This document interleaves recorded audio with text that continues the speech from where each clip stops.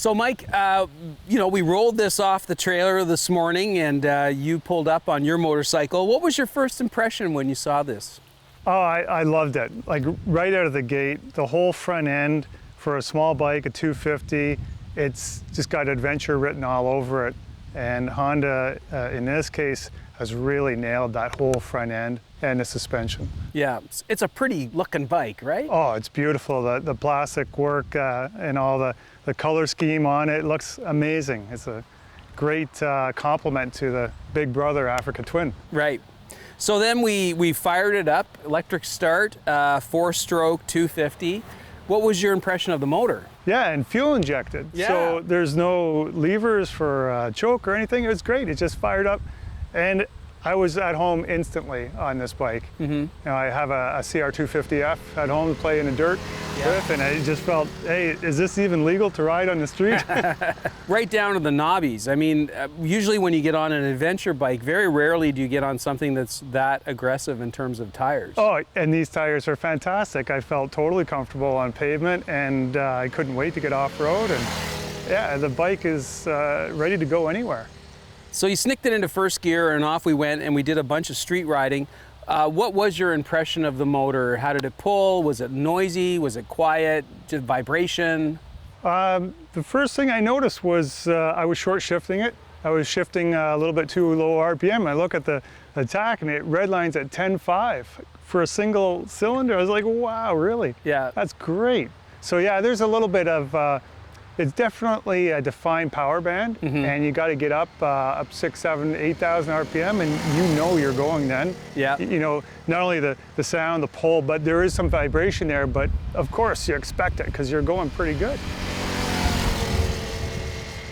Clutch, we got a cable actuated clutch. The shifter, what was it like to shift? Well, being grown up with motocross, I'm a one-finger clutch guy off-road, and this clutch is so easy.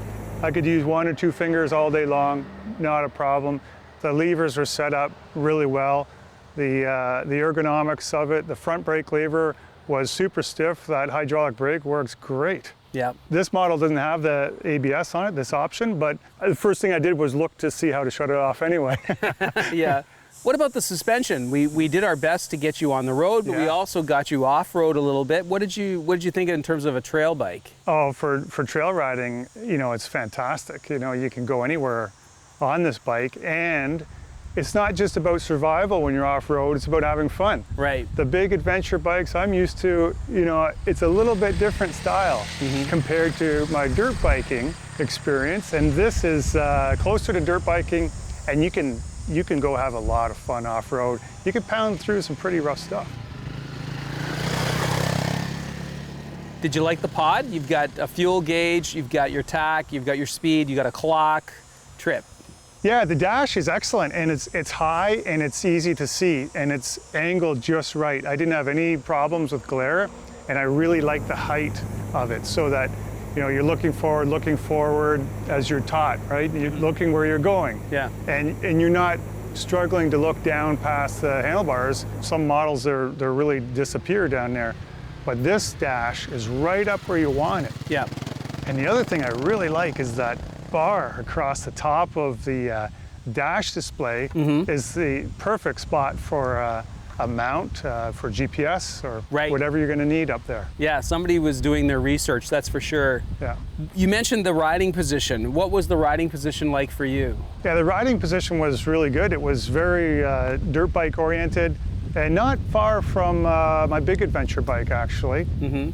That's why I like the adventure bike so much for long distance. I just find them so comfortable. Yeah. Your legs are tucked underneath you. You can move around on the seat. You can change the load from your legs to your butt to your arms. And, and then with that windshield too, you can just sort of slide back and slouch a little bit at higher speeds to get tucked under the wind if you want. And there's a lot of options, just the way the bike sits. You seem to like a lot of things about this bike. Was there anything that disappointed you or something you would change? Yeah, the funniest thing is this strap is a very traditional, Honda color and dirt bike setup. But yeah, that strap would have to go. I mean, I wanted to move around on the seat so much, I just kept thinking something's falling out of my pocket, you know? Right. Could an entry-level rider get on this? Absolutely. Yeah? Oh, this is a great bike. It's so easy. One of the things I really like too about it compared to the big bikes is the steering lock.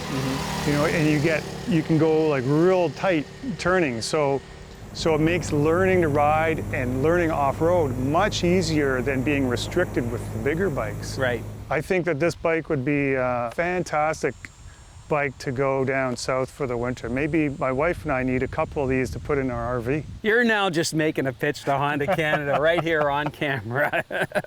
We need a couple of these. Well, that's great, Mike. What a fantastic review. I figured if anyone could put this bike through the paces, you would be the guy, and you did a great job. It was a pleasure. Thanks so much.